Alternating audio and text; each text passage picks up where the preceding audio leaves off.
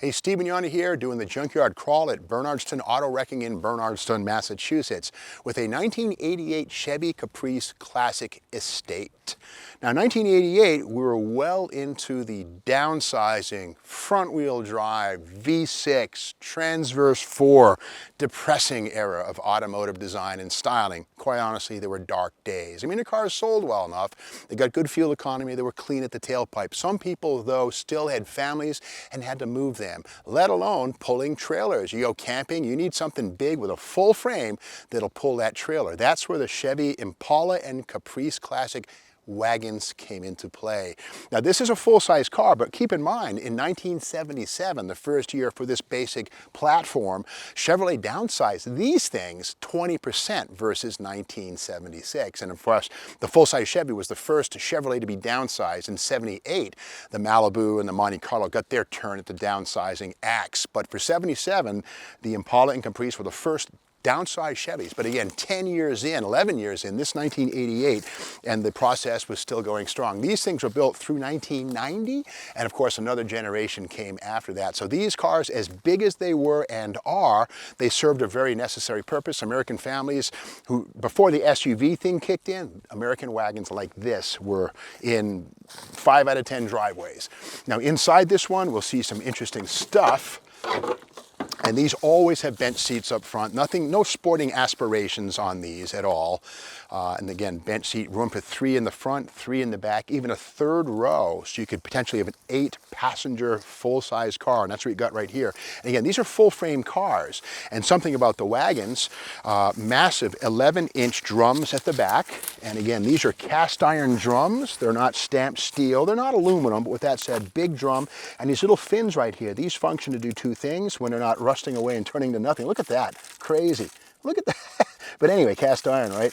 But these things dissipate heat as heat sinks, and also they stir up the airflow inside of the rim to help circulate the cooling air to cool the drum when you're descending the grapevine with that Airstream trailer behind you and all 8 of you in the car. You don't get brake fade. Of course, disc brakes up front, which have been harvested here, but again, they do a great job of stopping the car.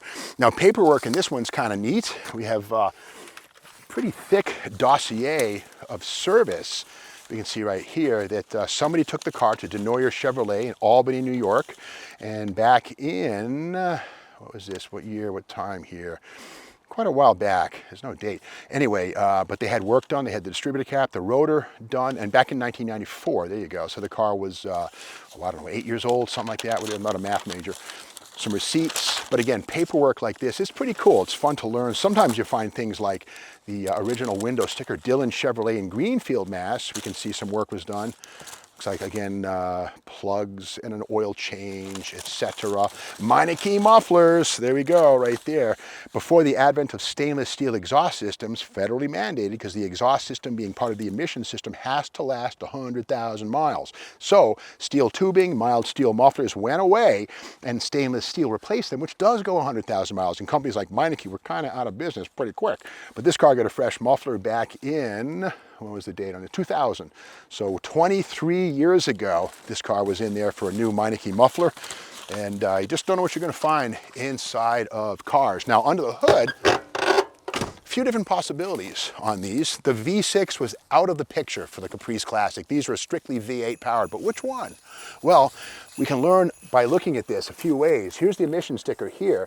You see, look at this 5-liter. Okay, so this is the 307 or 5. If that 5.7, it'd be a 350. But when you see the oil filler tube here, that's the Oldsmobile 307, which is not the same as a Chevy 305. The Olds 307 has a 3.8-inch bore and a 3.38-inch stroke. The Chevy 305 has a 3.7-inch bore and a 3.48-inch stroke. So a little bit longer stroke, a little bit smaller bore than the Olds 307. The difference in power is the Olds has 140 horsepower, 255 foot-pounds. The Chevy has 150 horsepower, but 240 foot-pounds. Now, the 307 Oldsmobile always came with a Rochester Quadrajet, whereas the 305 Chevy could be had with a 2-barrel, a 4-barrel, or EFI. But that said, the Olds 307, a fine little engine, introduced, I think, in 1980, and based on the 350, not a bad little engine at all.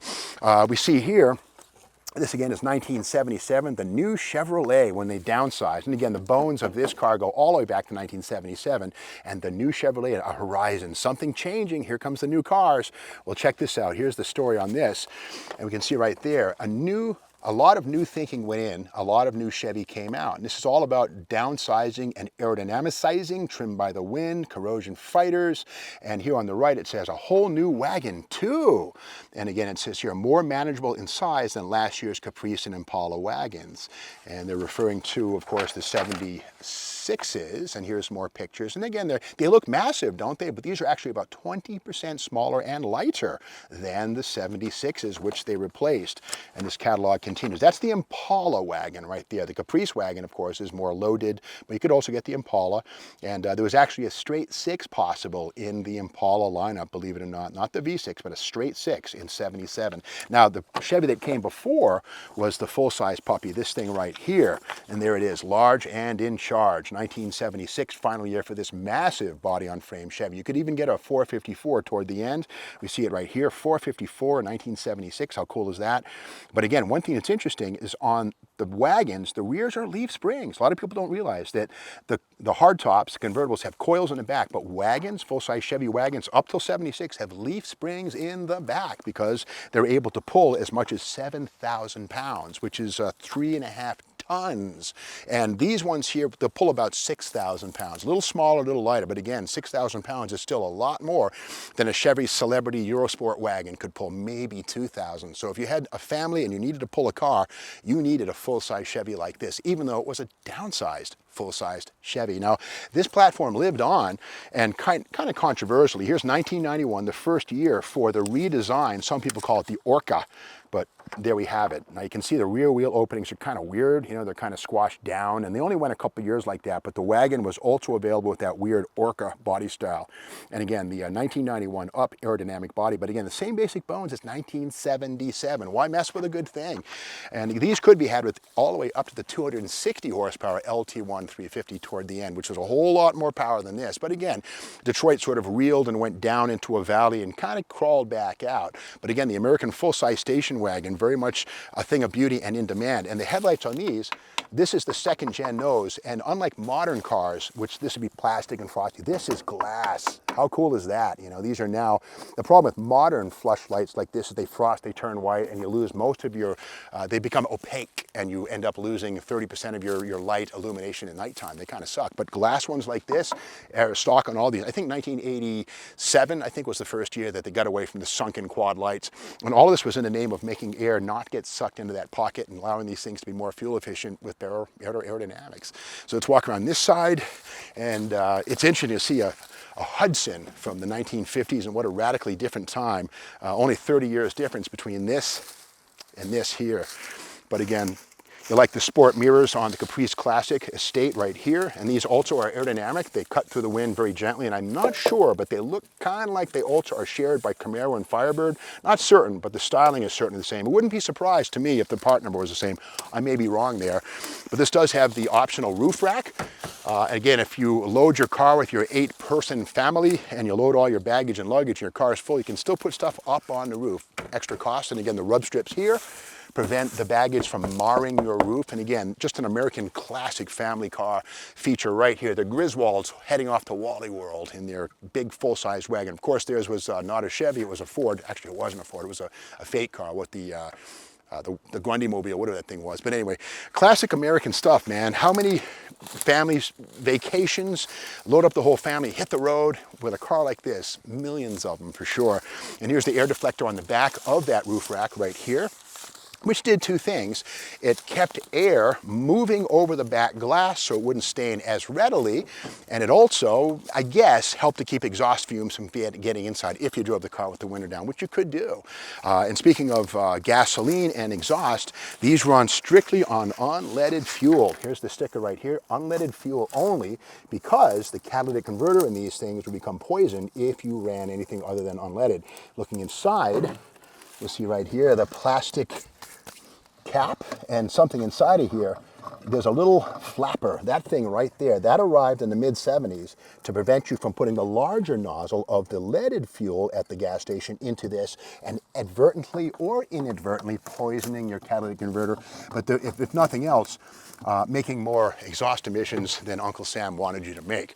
So anyway, the smog 70s extended into the 80s, and again, the downsizing thing was a good thing for Detroit. It forced them into more efficient design and execution, which when you finally add some power becomes a win-win. But there were some dark days indeed where Detroit was fighting an uphill battle trying to make the car smaller, cleaner, more fuel efficient. But the big size Chevy wagons like this were one of the last holdouts of the classic American rear-wheel drive full-sized wagon. And so that's the story of Chevy's full-size rear-wheel drive wagon, the last of the breed. Frankly, these were replaced by SUVs, which kind of do everything a little better, except they're not as fuel efficient. But again, you get what you pay for.